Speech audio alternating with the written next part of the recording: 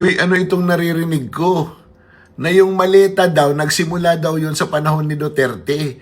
Hindi daw yan sa panahon ni Marcos. Inaamin nila na may suhulan ng maleta. Pero sinasabi nila, nagsimula yan sa panahon ni Duterte. Oh. At syempre sa mga kababayan nating walang sawang sumusuporta dito sa ating YouTube channel na Anong Latest. Maraming salamat po at huwag kalimutang sabay-sabay tayong mag-like mga kababayan at syempre share natin ng konti. Konti lang naman, konti at saka subscribe na din po mga kababayan natin. Para game tayo na para naguli nitong si Boyeng mga kababayan. Kasi. Kasi alam nyo ba mga kababayan, na dinadivert na naman nila yung issue kabayan. Tila ba'y yung may kasalanan na naman ng maleta ay si Tatay Digong. Ang bihira kababayan no? Ito kasi mga kabayan, mga kalitis natin dyan, ani Boyeng, delivery ng maleta nangyari sa panahon ni Digong. Ang bihira mga kababayan. Pambihira, no? Ito pa, kabayan, no? Inuugnay pa itong si dating speaker rin sa panahon ni Tatay Digong, si Velasco, mga kababayan. Isa umanong cash delivery na nangyari noong termino niya. Pambihira, ombudsman. So, syempre, si Boyeng yan, kabayan. Ang nagsabi dyan, di ba ba? Eto, pakinggan natin, kabayan. Yung balita dito po ni Miss Corina ng Bilyonaryo News Channel, kabayan. Ukol sa pinagsasabi ni Boyeng, kabayan. Pero bago yan, naku po mga kababayan, no, itong si Ma'am Lenny ay tila ba'y nagpapaano na kabayan ha? Nagpapakonting kibot. Di ba? Anya, Lenny Robredo nagbus papuntang Maynila para magtipid ng gas. Which is good naman kabayan. Di po ba? Di ba? Pero binoljak to ni dating spokesman ni Roque mga kababayan. Tingnan natin yan mamaya. Eto, panoorin muna natin itong buwelta ni Boyeng kabayan. Duda si Ombudsman Boyeng Remulla sa revelasyon ng nagpakilalang dating Marines tungkol sa umano'y cash deliveries nila sa ilang mambabatas. Tila pinaglaruan daw ang timeline ng mga litrato para palabasing nangyari ang mga ito sa ilalim ng kasalukuyang administrasyon. Narito ang agenda report ni Joan Manalo. May manipulation of facts daw na nangyari sa sinumpaang salaysay ng 18 nagpakilalang ex-Marines. Dahil nangyari raw ang paghatid ng mali-maletang pera noong panahon pa ni Pangulong Rodrigo Duterte. Ayon kay Ombudsman Jesus Crispin Remulla. There was a delivery done in of the 18 Marines, supposedly the joint affidavit of the 18 Marines pointed to a delivery to one of the Congress persons, no? One of the congressmen or congresswomen. But when we investigated that angle, it appears that this delivery was done during the time of Speaker Lord Velasco. That picture that was put in the affidavit was done during the time of Speaker Lord Velasco. Nalaman daw ito ni Remulla mula sa isang intelligence report. So, it is not an entirely accurate depiction of even pictures. What you see here is really a manipulation of facts to make it appear that that was that. But actually, they were playing with timelines. And this is one timeline that they played with, that this happened before the term of President Marcos. Kaya mahalagaan niya na So sa mading napulol tayo kay Boyeng mga kababayan. So sa madaling sabi kababayan mga kalaites, yung issue ngayon, syempre mapupunta na naman kay Tatay Digong to. Panigurado kabayan. Sir Boyeng, yung issue ngayon, syempre kay Tatay Digong na naman tayo. Ha? So, mas lalong lalayo na tayo kabayan sa totoo talagang mastermind. So ganon yun, di ba ba, kabayan? Tila ba'y nabuhayan ng dugo si Boyeng mga kababayan, no? Di ba? Mantakin mo, nahanapan pa nila yan ng butas, kabayan? kung baga nahanapan pa rin nila ng paraan kung paano talaga mailhis ang totoong issue at kung sinong totoong mastermind, kabayan. Ha? Eto na yung 18 Marines, mga kababayan. Sir Boying, eto na, tapos pambihira talaga. Grabe. Iba.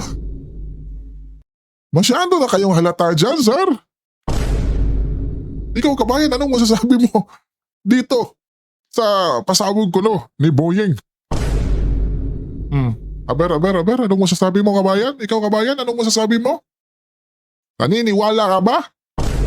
Bakit ngayon lang sila nagpuputak-putak na si Tatay Digong, sa panahon ni Tatay Digong may maleta din, kabayan? Bakit hindi nila yan binira noong mga nakaraang taon, di ba, nakaraang buwan, yung hindi pa lumabas tong mga Marines?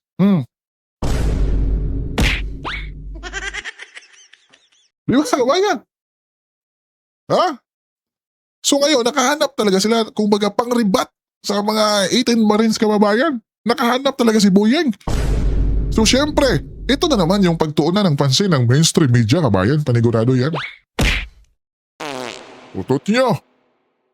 Ang bihira. Pagsumite ng kanya-kanyang affidavit ang umano'y dating Marines para malaman ang personal knowledge ng bawat isa tungkol sa umano'y cash deliveries. Tinukoy din ni Rimulya ang dating mambabatas na si Mike Defensor na nasa likod umano ng litrato at kwentong nasa salaysay ng ex-Marines.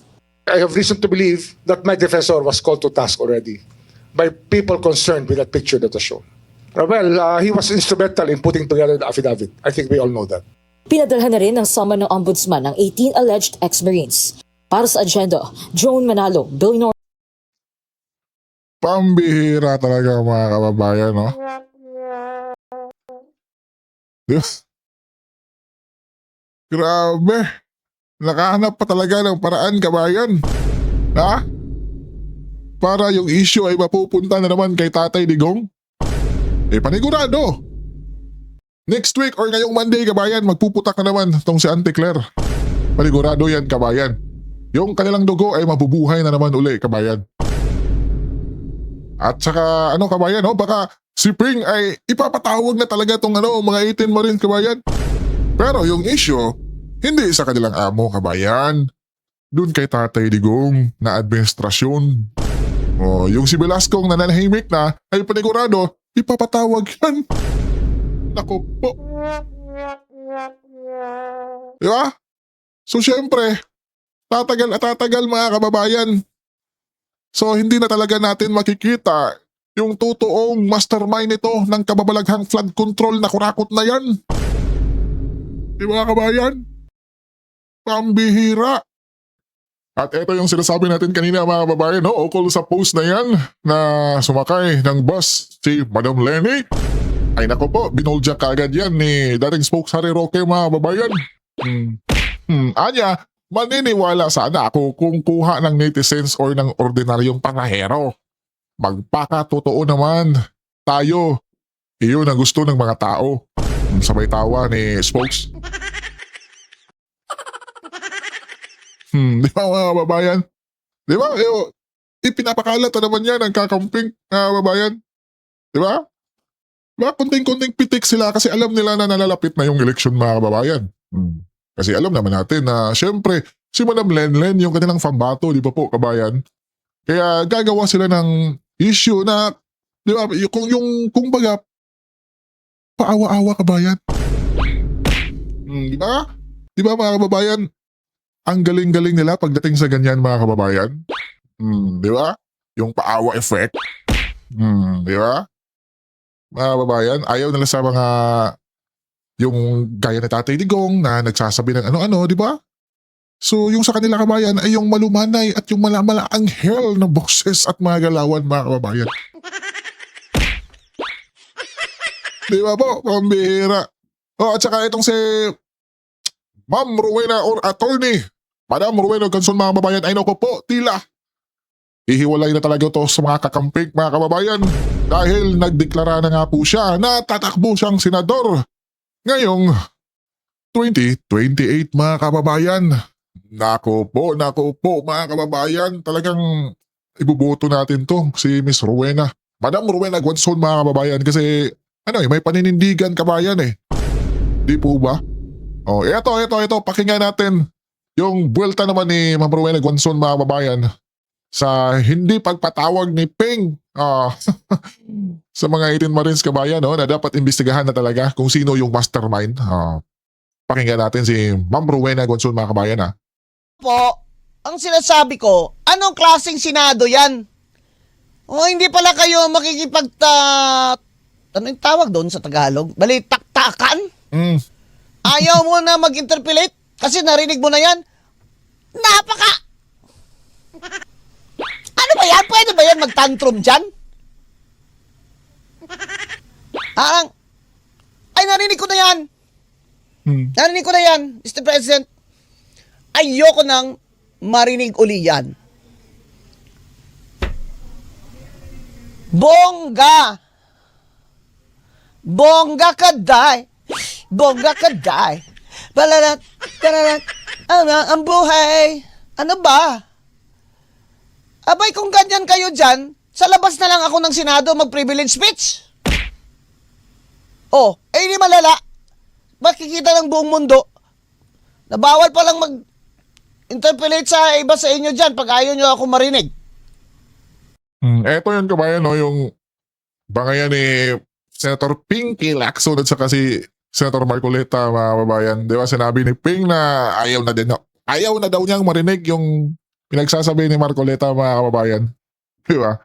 Gusto lang naman ni Marcoleta na itong si Ping ay panindigan niya bilang isang chairman ng Blue Ribbon kabayan. Di ba? Lalong-lalo na, yung mga Marines ay dapat ipatawag na sa Senado kabayan. Di po ba para magkaalaman na, pero anong ginawa?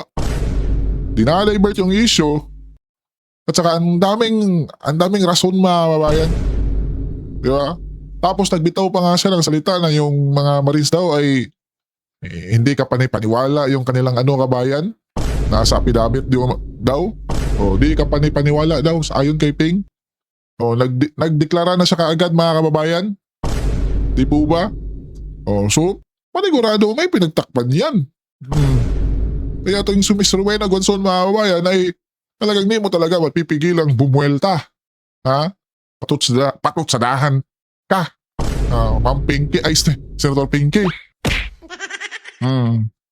Kaya mga kababayan, itong si Attorney Rowena Guanzon ay naku po, dapat mga kababayan, iupo na rin to sa Senado kababayan para si Senator Marcoleta ay may kasama mga kababayan na handang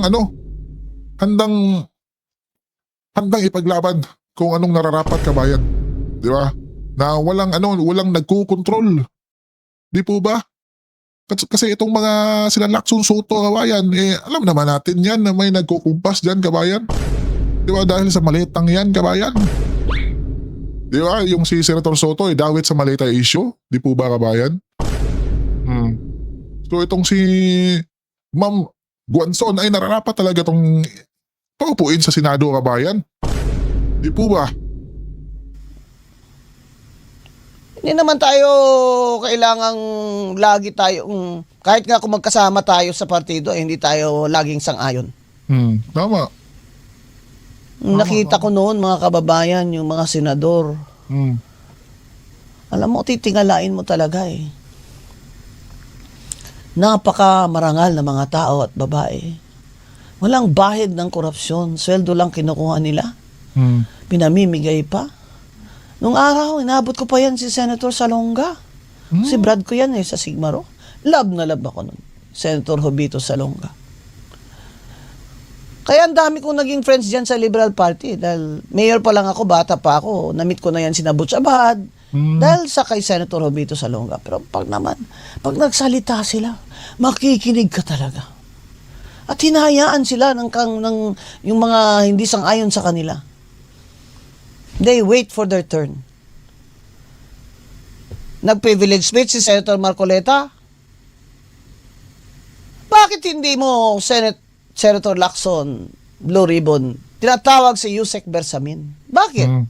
Dahil malapit na sa Malacanang? Yun. Si Yusek Bersamin ay Yusek sa Malacanang? O ngayon, may mga text na sinasabi pinapakita si Congressman Erice. Nagtitext sila ni Bongbong, ni Bongger. tungkol sa pera. Sana, lalo naman pinatawag yan si Bersamin para may transcript. Para kung makikita natin demeanor niya kung nagsisinungaling ba siya. Hindi, madam. Hindi pwede. Di ba, kababayan? Ha? Di ba? Matutumbok na. Sana. Pero, kabayan, anong ginawa ni Ma'am Pinky? Abay, may mga address ng bahay, yung 18 na Marines, ayaw pa rin tawagin ni Senator Lacson sa Blue Ribbon. Di ba mga kabayan, mga kalaitis natin dyan? Simpleng-simple, di po ba? Oh, yun din yung panawagan mismo ni Senator Marcoleta, mga kababayan. Ipatawag mo, Pinky. Sir, ipatawag natin yan. Lalong-lalo na ngayon na si Boying ay, di ba, may source daw siya, intelligence na yung nasa affidavit na pictures, mga kababayan, ng Marines ay may picture doon na maleta na panahon pa pala ni Tatay Digong di umano. Sa pamunong bilang speaker ni Velasco, mga kababayan. Oh, so ipatawag niyo na para magkalaman na. Di po ba, mga kababayan? Ito na namang si Laila D, mga kababayan. Kita nyo, mga kababayan. Nagpaparinig na naman kay BP Inday. Basahin natin, kabayan, ha? Na-impeach na nga siya, Vice President Sara Duterte, noon, lumipas na ang mahigit 1 taon, nagdeklara na ng ambisyon sa pinakamataas na posisyon. Ayaw pa rin niyang sagutin ang mga akusasyon. Ako po, mga kababayan, bumuelta pa si Madam Laila D, mga kababayan, no?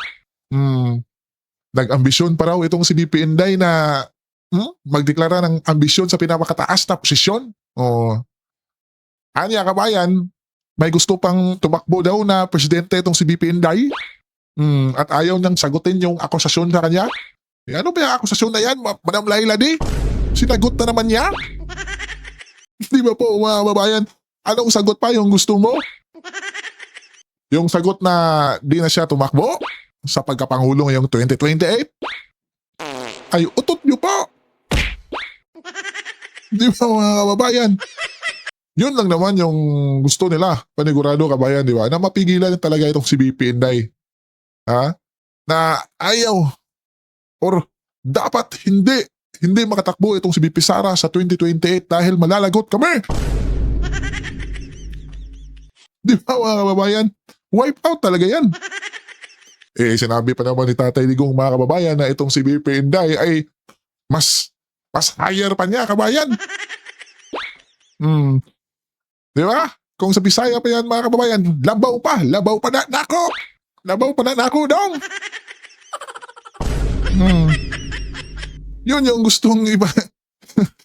Sinasabi na Tatay Digong, mga kababayan, di po ba? Kaya pag na-presidente itong si BP Inday talaga, ay nako po. Talagang makakautot itong si Laila, mga kababayan. Di ba? Mandakin mo, kabayan, itong si BP Inday, yung sheriff sa Davao doon, mga kabayan, ay di ba?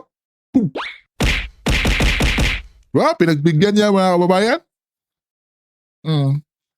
Dahil yung nangyari noon, mga kababayan, is di ba?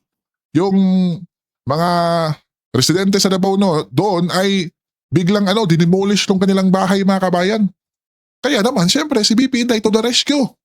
Pinatawag kung sino yung sheriff dito na pumayag na gimain yung mga bahay dito. Kaya sinabi ni BP Inday, sheriff, halika. Pinagbigyan, mga kababayan. Di ba? Di ba, mga kababayan? Sila, yung anghel yung galawan, mga kababayan, ay panigurado, hindi gusto yung ganyang ugali ni BP Sara, mga kababayan. Di ba? Yung prangka. Di ba? Pag may nagawa kang mali, malalagot ka kaagad. Hindi nila yan gusto, mga kababayan. Yung gusto nila, yung dapat malumanay kang magsalita, puro promise, di ba, mga kababayan? Yung paputo ops ka, mga kababayan, paawa effect. Yun ang gusto nila. Pero sa likod ng camera, nako po, Doon ang kababalaghan, mga kababayan. Kita nyo naman yung ating Pangulo ngayon, mga kababayan. Ang galing-galing magsalita, mga kababayan, di po ba? Kung maka-English, ay nako po, tulusipon tayo. Di po ba, mga kababayan? Ang galing-galing magsalita at puro promise. Promise dito, promise doon, bigas 20 kilo. Pero asa na, kabayan? Pambihira, di po ba, mga kababayan?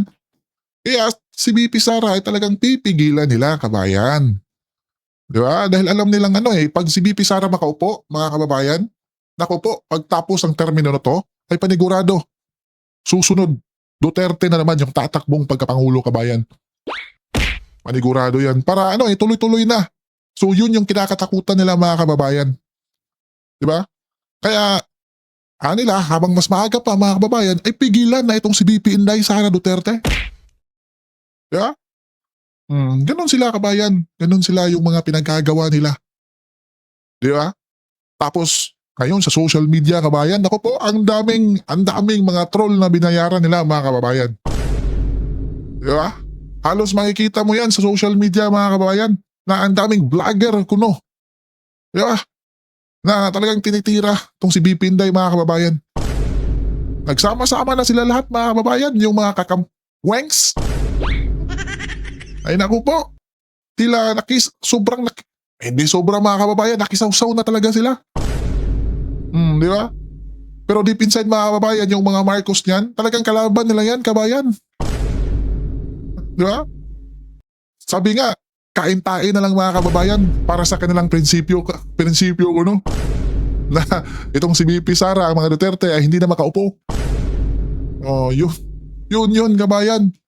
Di ba? Ang bira talaga. Kaya, mga kababayan, huwag niyong kalimutan talagang suportaan itong si BP Inday Sara. Di ba? Ipaglaban natin kahit papano, mga kababayan. Kasi yung nasubukan na natin, mga kababayan, kung ano ang leadership ng isang Duterte. Di po ba, mga kababayan? Kaya, ipaglaban natin, mga kababayan, sa 2028 na si BP Inday talaga ang magiging Pangulo ng bansang Pilipinas. Dahil para din to sa ating mga future na kabataan. Di ba? Dahil di ba? Tingnan nyo naman, kabayan, yung nangyari sa ating bansa ngayon. Di ba? Pambihira. Diba? Ang gulo na ng sanglibutan, mga kababayan. May gera na, tapos ito pa yung inaatupag ng pamalaan, mga kababayan. Di ba? Pambihira talaga, Instead magkaisa, mga kababayan, ay eto. Diba? Ito namang sila BP Inday, kabayan, is alam natin na pag sila yung inaano na gustong magkaisa, papayag to, mga kababayan, di ba? Pinabudol na nga sila BP Inday Sara, mga kabayan, di ba? Ni Marcos. Noon, sinabi na magkaisa, di ba? Pumayag si BP Inday. Ganyan yung puso ni BP Inday, mga kababayan. Di ba? Pero sila, hangad para nila, mga kababayan, is yung pera at saka kapangyarihan na sila lang yung mga kababayan talaga. Di ba? Sila yung magkukontrol. Kaya itong si BP Sara ay ginawa nila ng paraan para para masipa. Kasi wala na silang lusot kay BP Inday. Hindi nila na aanuhan ng pera, mga kababayan. Di ba? Bakit hindi lumabas yung kwento na yan sa panahon ni Duterte? Dahil, bigyan nyo kasi ng rason. Bakit kung mayroong maleta na suhulan nung panahon ni Duterte, bakit hindi ito lumabas? Bakit walang kwento? Bakit ngayon? Halos lahat may maleta. Pati yata ang nagsasalita na ipapasa ang maleta kay Duterte, may maleta din. Ewan po sa inyo. Pambira, tama ka dyan, bossing. Baka itong nagsasalita ngayon ay may natanggap din tong maleta. Pambira. Ito, kabayan, pakinggan natin yung buong storya ni Boying. I just received an intelligence report, and it seems to be very reliable. Huwag na lang, bukas na lang. Uy, may pa-joke-joke pa itong si Buying, mga kababayan, ha? Wag na lang, wag na lang.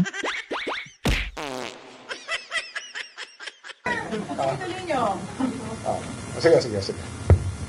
There was a delivery done in the of the 18 Marines, supposedly the joint affidavit of the 18 Marines pointed to a delivery to one of the Congress persons, no? One of the congressmen or congresswomen. But when we investigated that angle, it appears that this delivery was done during the time of Speaker Lord Velasco. That picture that was put in the affidavit was done during the time of Speaker Lord Velasco. So it is not an entirely accurate depiction of even pictures.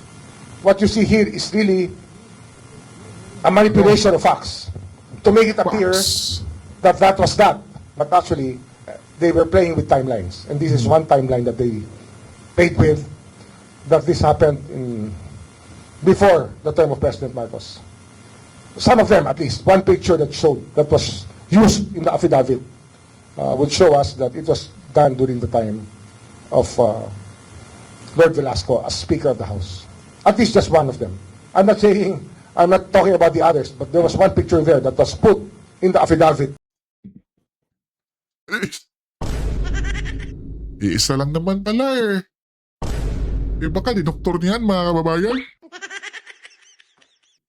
Baka ginamitan ng AI, ha? Pambira. Talagang nakakita pa talaga sila ng paraan, mga kababayan, no? Di ba? Mailihis kahit papano yung issue, mga kababayan. Or yung mailihis talaga yung patungo na sana sa mastermind, kababayan. Pambihira. That was actually taken before we assumed office. Maleta na dineliver sa isang tao. Isang tao yung diniliberan, kabayan. Ang report sa amin, pero yun naman. Pero yung report nga, Ano? it was delivered during that time. So, you're talking about something happening before 2022. Ayan na naman tayo, kabayan. Ano dito? I have reason to believe that Mike Defensor was called to task already by people concerned with that picture that was shown. He was instrumental in putting together the affidavit. I think we all know that. He's not denying it anyway. Pambihira. I find out again, but it's a very reliable person telling me that that picture was taken before. Eh, yung sinasabing reliable person, di buing mga kababayan, eh, ipatawag yan sa NBI. Ha? Di ba, kabayan? Eh, dapat ipatawag yan, i-fact check yan sa NBI, kabayan. Pangalanan kung sino yan. Di ba? Kasi itong mga Marines, kabayan, nagpakilala na nga kung sino sila, kabayan, may ID pang kasama. Tapos may affidavit pa, pinatawag ba rin sa NBI para identify kung totoo ba yung pinagsasabi nila, kabayan. Pero itong reliable, hindi natin mabigat.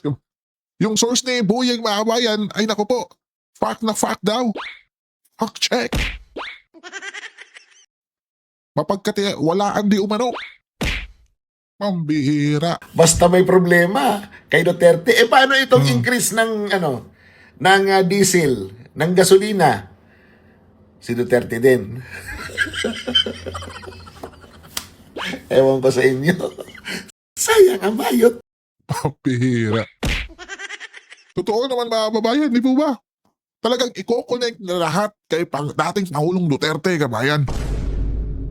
Di ba? Siyempre, alam naman natin, pag Duterte, kasama na doon si BP Inday Sara. Di ba? Gusto nilang dungisan kasi, mga kababayan eh. Di po ba? Pambihira.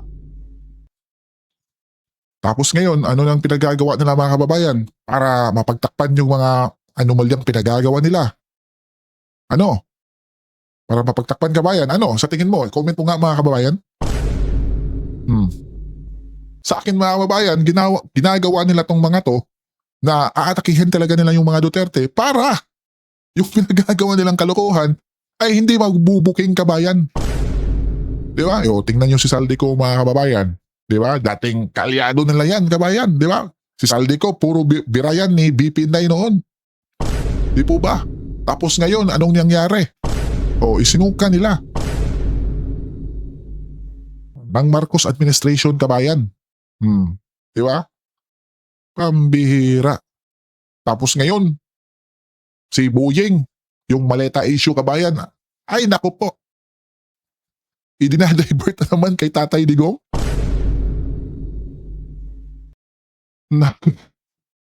Diyos mio. Pambihira mga kababayan, no? Pambihira. Hanggang dito lang po tayo mga kabayan, mga ka-latest.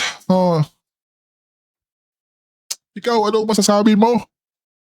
Sa tila pang-divert na naman ni Boyeng mga kababayan. Magkomento lang kayo sa baba at pag-usapan natin yan. At syempre, yung mga kababayan nating OFW dyan, huwag yung kalimutang magdasal palagi na safe kayo palagi dyan mga kabayan dahil alam naman natin yung pamalaan natin ngayon ay kayo na lang po ang magsabi.